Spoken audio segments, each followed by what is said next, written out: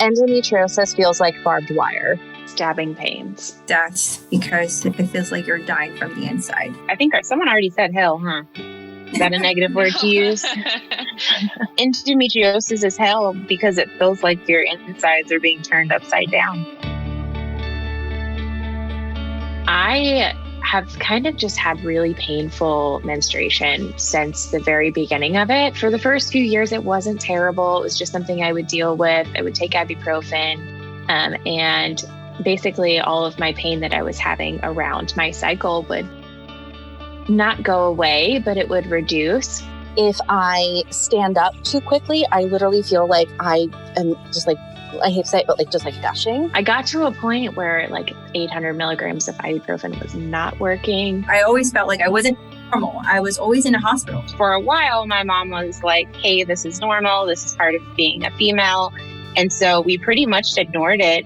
And I was like, no, like this is legitimate. Like I can't get out of bed some days. I eventually had imaging done, and it was found that I had a tumor.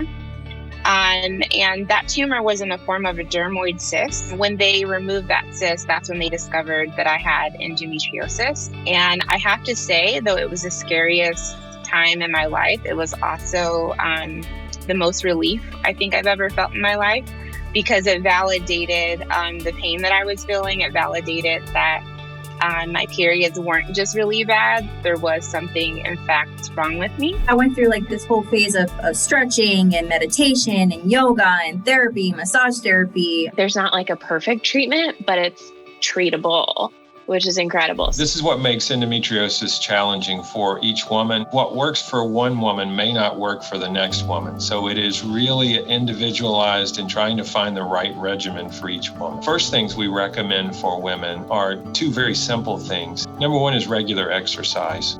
The second thing we recommend is anti-inflammatory medicines. There are some alternative medicine therapies that are thought to work. Ideally, heat, acupressure, and acupuncture may work for some people as well. Most of our treatments are hormonally based. First line for most women is going to be an oral contraceptive pill. If we don't achieve success with oral contraceptive pills, many of us will move to some type of continuous progesterone treatment. We have it in a pill.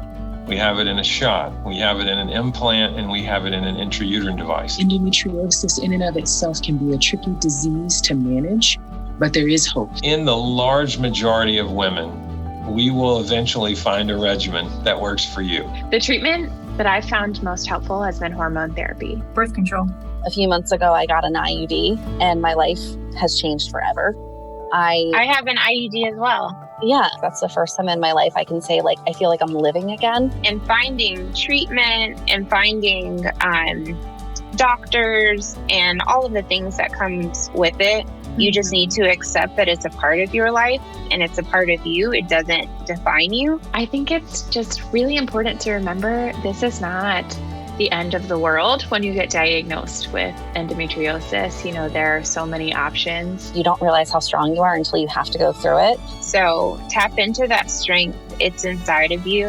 And don't ever give up, because at the end of the day, you have yourself and you're able to survive, because you're a survivor. We're all endo warriors. So don't give up.